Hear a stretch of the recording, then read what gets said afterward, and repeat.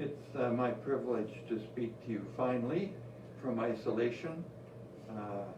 Wonderful to be asked by David to do this, and it's a deeper sense of being connected to what I consider one of the most wonderful communities that I've experienced.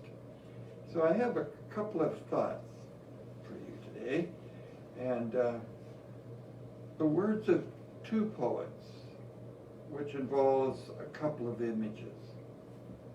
The first is a modern poet, Spanish poet Antonio Machado, and he wrote this: "Traveler, there is no path.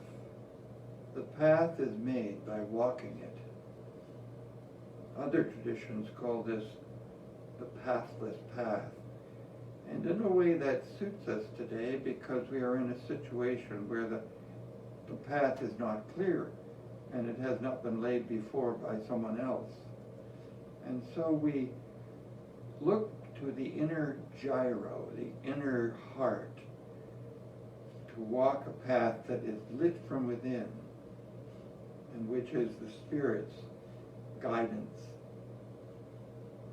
The second thing I want to talk to you, which also fits into pilgrimage, is a reading from Psalm 84. This is Dr. Lynn Bauman's wonderful translation. The psalmist says this: "Joy fills all who gain their strength from you, who walk upon the pilgrim's path with hearts secure in yours.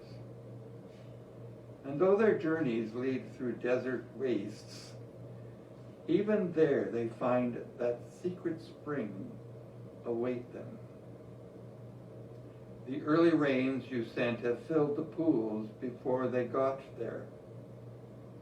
Their descending pathways through the valleys deep, in truth, are great ascents, leading upwards and further into you."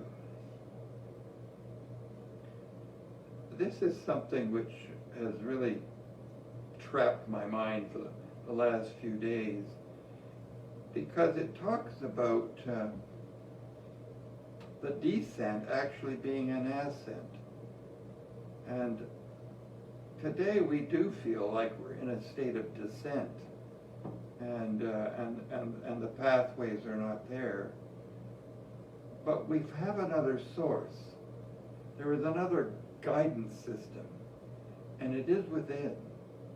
And for those who trust that God has filled the cisterns that lie out before us, pools before we ever get there, there is this assurance that we are not alone, and even in death, we are ascending to the throne of God.